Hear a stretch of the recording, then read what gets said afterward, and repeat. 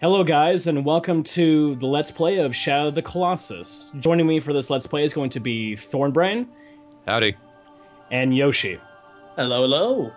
So, from the video's start point like this, once we follow this elegant falcon down a canyon, clearly story, we get to the point of finding the character named Wander, which, here in a minute, when this eagle takes its sweet-ass time, oh, there he is. He is riding upon his horse named Agro, which you'll hear that name rather frequently, and we're joining to a journey to an unknown location.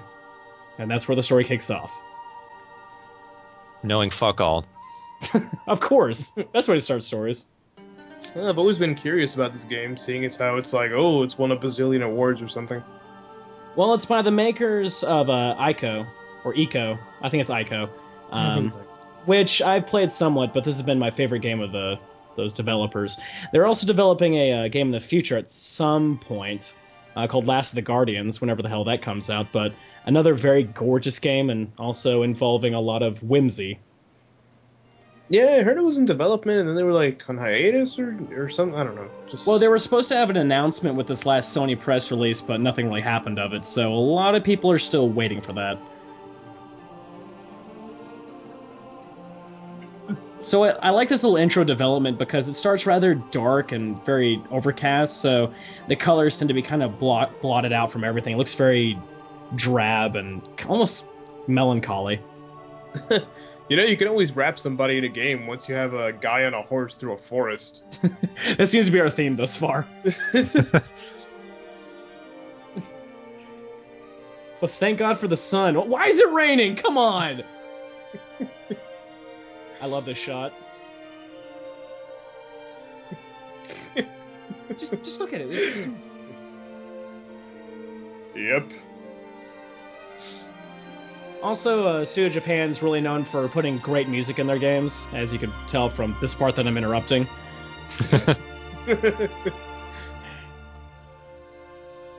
So as the story develops from this point, he's actually entering an area called the Forbidden Land. Why it's called Forbidden, though, of course, we won't know quite yet. Look at that horse butt popping. Well, that horse was able to go up a bunch of stairs with no problem. And nearly jump off a cliff. Was that an animation mistake or something? I'm honestly not quite sure, because when I played the game, it didn't happen last time. I don't know why I'm laughing. Because it's just this dramatic music, and it's just a guy on a horse, and everything keeps getting longer and longer. It's like, yes, I made it through the forest. God damn it, a bridge. Let's put it this way, this is almost the theme of the game. They like to take their time with things. He's a little dot. That is how epic in scope these games are. I just know I would be freaking out. That's really fucking high. We're gonna make it. We're gonna make it. We're not gonna make it. We're gonna mess up it. Oh, damn it, this is the wrong way. And this is the pretty title screen, as you can tell right here. Now, you'll see that I have hard mode available. That only becomes available after you beat the game itself. There's also a time run mode, which I'm not going to attempt here because I'm not that good at this game. If you manage to complete some of the time mode situations like that, you actually do get new equipment that help you during your journey. I was kind of hoping the horse would still be going through the title screen. It's still at the very back half of the bridge. Yeah, oh, come on! It's like now it feels like I'm not even moving. Oh, we got a little bit more walking to go here. Well, I don't know. I'm sold. I want this game now. PS2. So the version I'm playing is for the HD remastered edition for the PlayStation 3. Definite graphic enhancements overall. I mean, they still kept the look of it alive, but they managed to smooth out a lot of the details, make it look prettier. Oh, and there appears to be something in a sack on top of the horse. What could that be? Nah, we'll wait after he walks down the stairs. The horse just topples all the way down. It takes a couple steps backwards. I'm gonna take my time here. Just sits under the closing door. Now it's just walking on its front hook. It's doing a handstand. There's no more. It's just the light just went away, so you just hear. You just see Wander at the bottom of the stairs, and then the horse is like stuck in the door. He turns around. How the fuck did you even get there? Were you okay? Okay, then we get to watch the dramatic sequence of walking down a spiral staircase. Each and every row. I promise this game is worth it, I swear. This game is so much fun. Look what you can do. There's walking and walking. And look at that dramatic moment. The horse got freaked out. Oh shit! But Agro, I have to admit, is kind of a badass. I nominate this game for funniest game ever. Because it's just about a guy who can never get to where he wants to be. That's why they call him Wander. So this room is going to get very familiar to you. Obviously, there are massive statues of various creatures. We'll find out what those mean exactly here in a minute. And this is where we kind of discover a bit more of actual plot relevance. Not wandering, actual plot relevance.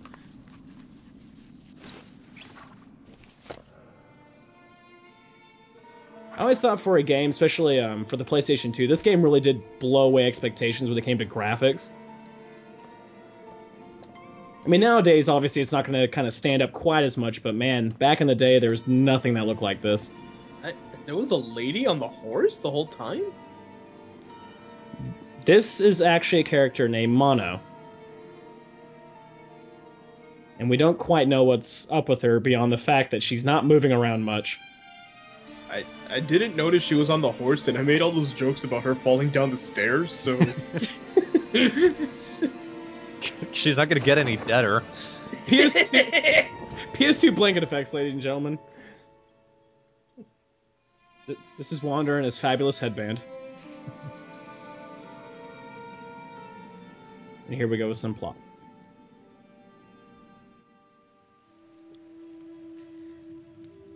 Now, with the language itself, it's actually, much of the games they come out with don't have Japanese or English. They have their kind of own language, which, kind of this ancient-based language like this. And who's reading it right now? Again, we're not quite sure.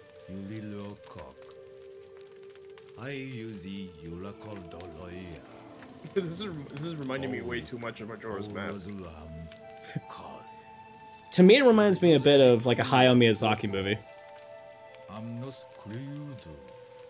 You know, I actually kind of got that too after seeing the bridge. Oh, remember back then at the bridge? Fade. I'm just imagining, like, halfway to the bridge, the horse just lays down and goes to sleep. Wander's like, come on, we gotta get to the temple thing! Kicking it furiously. Go! He's flailing about so much the lady just falls off the bridge and he's like, ah, damn it. Let's go on back. Have to travel all the way down, find the body. Freaking 17 days to get here. So, through that little bit of exposition, explain a bit, you know, this temple they're at is a bit forbidden. And there's these guys. That doesn't help with that.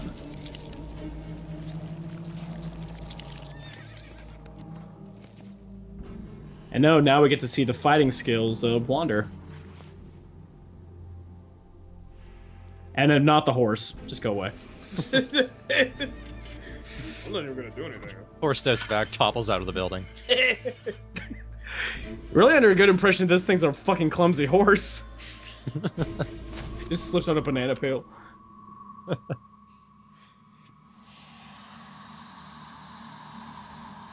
And here comes the battle. He won.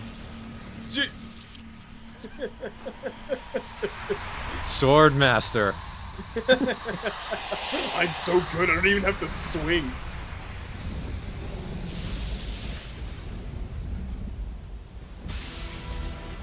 And he summoned rain. It also introduces one of the other primary characters of this game. His name is Dorman. A very disembodied voice, as you can see. Really? That's the name they went with? You have the ancient sword. Of ancient. Of ancientity. Of old. So, if you listen to Dorman speak, it's actually a group of voices. You'll hear female voices, male voices. It just sounds like this massive group. Editing must have been fun for that, huh? Oh, yeah. And the blanket takes its leave, stage left. Glitching like crazy.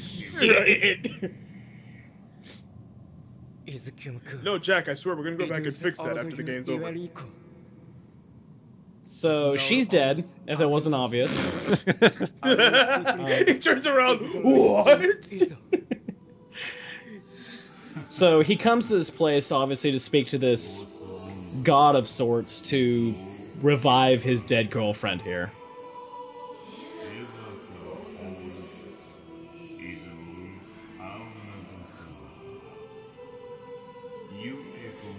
You know, for a body that's been dead for a while, it's still in pretty good condition. Yeah, no decomposition or anything. No rigor mortis. How recent was it? Like 5 minutes? But imagine the...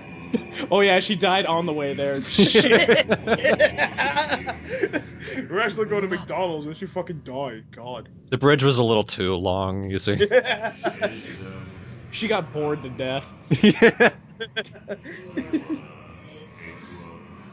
And they just... where they were going just so happened to be right where he could revive her. Yep. So these are what the idols on the wall are about. You have to destroy them. Yep. Alright. This is an architecture and demolition game.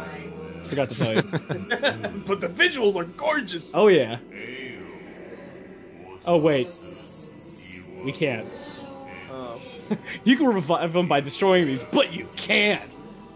Loser!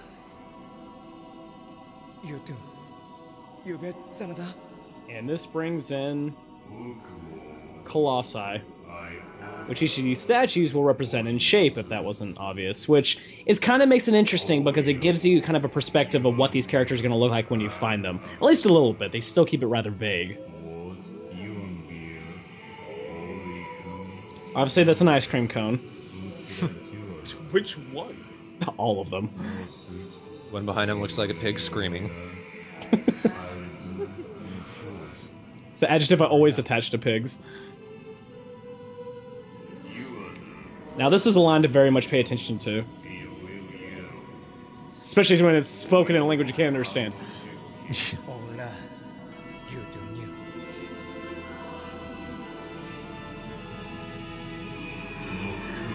Alright, now we have the entire game's plot. We need to kill 16 Colossi to destroy the statues as payment for this god Dorman to revive your dead girlfriend. Nothing can go wrong with that, obviously. It's a bit of a stretch, don't you think? Bring back my girlfriend. Alright, killed 16 giant rocks.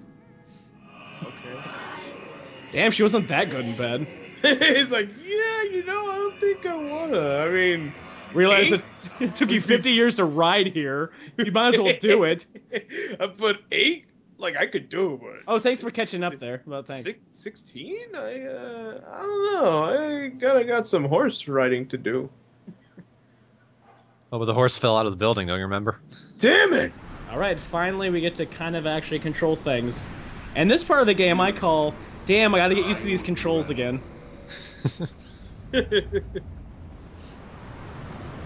So obviously he can run. He's got a sword that he's... Swing my sword! That's one jump! And the sword's rather useful because as you hold it up like this, it'll tend to focus, and at the direction of the light will be the Colossi you need to hunt. And now that we burnt our girlfriend's body... A little warm, a little warm. Little glam rock walk there. His run's even better, he's just kind of arm flails. So the horse controls a bit more like you're actually controlling the, more your hands than the actual horse. So, you know, you're not actually controlling the beast itself, you're just riding on it and giving it directions, so... Which is nice and realistic. Sometimes it can make it difficult in some of the battles that require horse use, but it does add an element of realism for sure. I was wondering, because it looked like the horse was having a fit. Sometimes it will resist depending on situations, but it's nice because it keeps your horse from, say, running off a cliff, because your horse is like, what the fuck are you doing? Stop kicking me towards this cliff. So sometimes this little thing can be confusing, and later in the game they use it to certain effects because obviously there are clouds. You can't get sun reflections in the clouds, so sometimes you can get lost easily if you try to use just your sword. But in this case, the Colossi is pretty close by, so... About how long, on average, does it take to get to each Colossi? In this case, it's a pretty quick one, so this one was a few minutes, but it could take upwards to 10-15, maybe even half an hour. Especially later on, they tend to be farther away and a little bit more hidden crevices, but the light of the sword definitely does help an element of tracking them down. What does that mean for the Let's Play? It means that I'm going to have to probably fast forward a lot, but I'm going to try to keep the plot relevant traveling there. This is a good moment to see my close-up on face and also figure out how to climb. It's a very important element of the game, and this section right here kind of gives you a bit of a tutorial how to cling on to these Colossi. If you notice down at the bottom left, we have that health gauge and also our weapon, but also that big pink circle. That is our grip gauge, and the longer we grip onto things, the quicker it will go down. So you have to keep an eye on that. See, adding a bit more realism to it. Yeah. You hear that, Nathan Drake? You can grip onto everything and everyone else too. And he can like automatically grab onto something unrealistically. And somehow his 60-year-old friend that smokes cigars can do all the same moves he does. Yeah, that makes a lot of sense. Right? So, that hurt. I kind of smacked into that. I was gonna say. So realistic. Well, we lost half our health. God damn it. So as you saw earlier, I was able to pull out a bow and a sword. Those are my only weapons against these massive monsters. And if you haven't tell how big these things are, well, we're about to find out.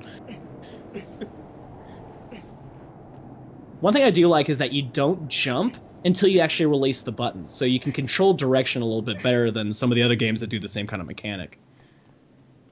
That's cool. I'm gonna go back. Yeah, he's big. Hey, it's fine. It's fine. I like this effect. Look how the trees are rattling as he steps. That's in game too. Oh, nice. I love how they got these little focus on these little effects like that. And here again is me trying to get the controls on. Whoa, Zany! Look at that image though, with all the birds flying around him and everything. That's more pretty. I can just imagine the Colossus. You could just hear off in the distance.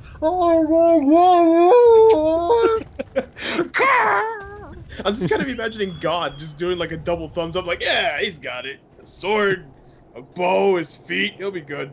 So I shouldn't have whistled because he kind of doesn't like it. Whistling, my weakness, I guess. My fucking ears. I'm gonna get you. So wait, that was on accident? No, I did it on purpose. I didn't want him to run too far. But it has its effect, especially when you look at him as he slowly turns his head to look at you. It's an oh damn moment. Because this is kind of intimidating.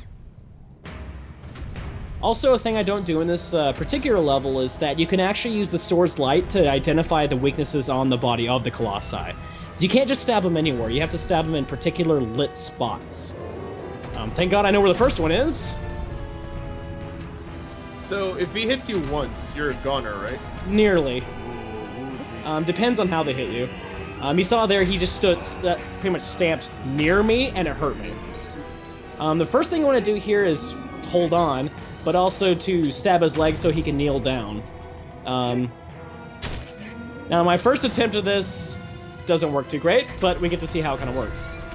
See, at this moment, I'm supposed to jump and grab, but I'm like, oh, whoops, hold on. So, let's do this again. Now, what helps you see these moments like this, especially if you've never played it before, is of course the light of your sword, but obviously right here, my standing still is not great. And that hurt a lot. Do you see how much health I lost? He just bumped into me. I definitely don't want to be hit by that giant mallet that he has in his hand, but luckily he's considerably slower than I am. No, I was watching this when you sent it to me. How long does it take for like a stab to go through? Because it seems like it has to take a while just to ready it. So you can stab him quickly for kind of tiny bits of damage, but To push the circle button to pull up the weapon, actually, if you stab a little harder, will do more damage. You don't have to, but especially when you try to actually do damage to them, it's pretty important that you take your times with your stabs. Because, if you notice, the Colossi will react to being hit. So what I'm getting from this game is, like, the color palette, the concept, everything is... Watch this, hold on, watch. Oh, saved it!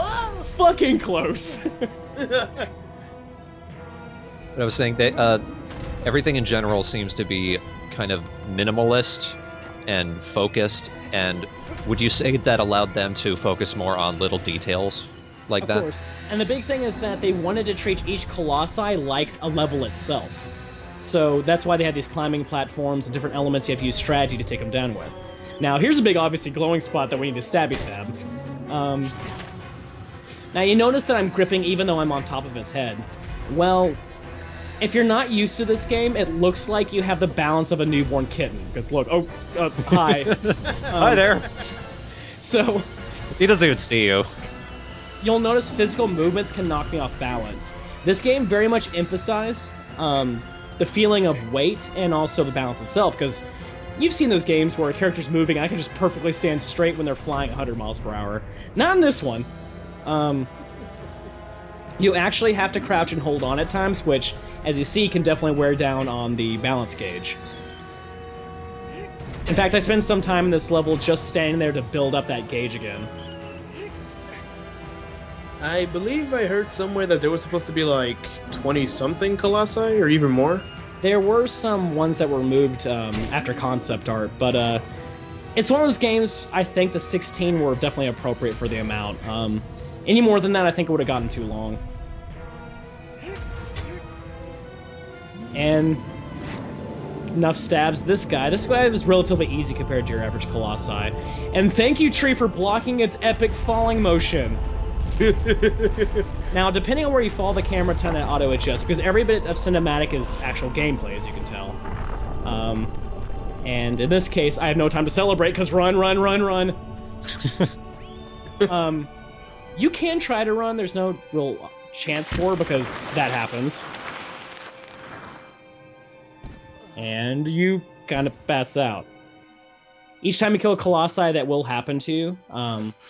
It's not quite explained what it is, but obviously the whole thing, him saying, oh, there is going to be a price to be paid here, is definitely reflected in that moment.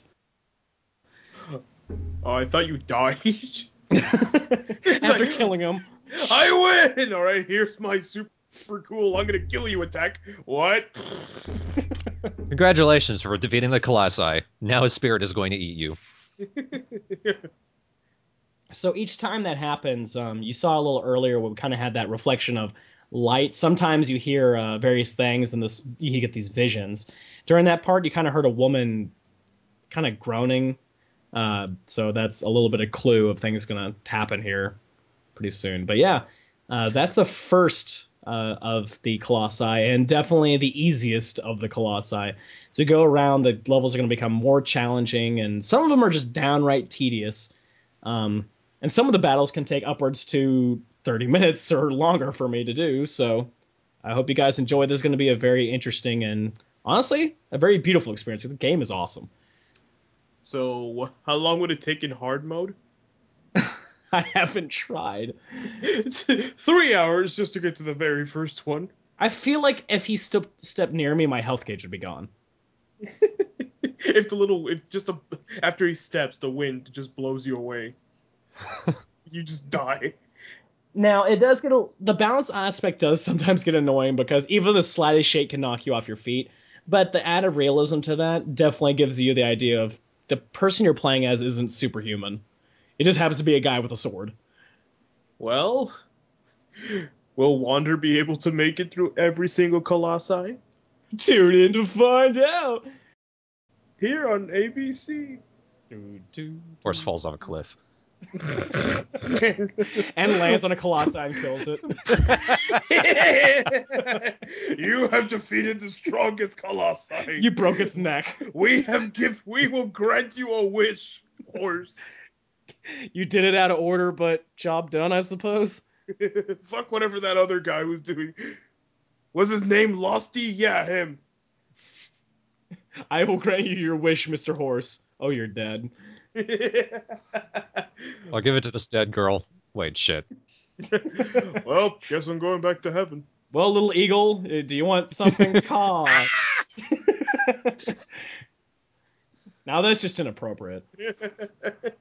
Well, tree. That ruined the shot. That fucking tree.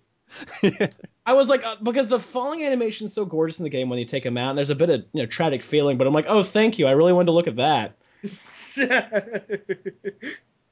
What's that? You defeated a Colossus? Check this shit out. Photosynthesis.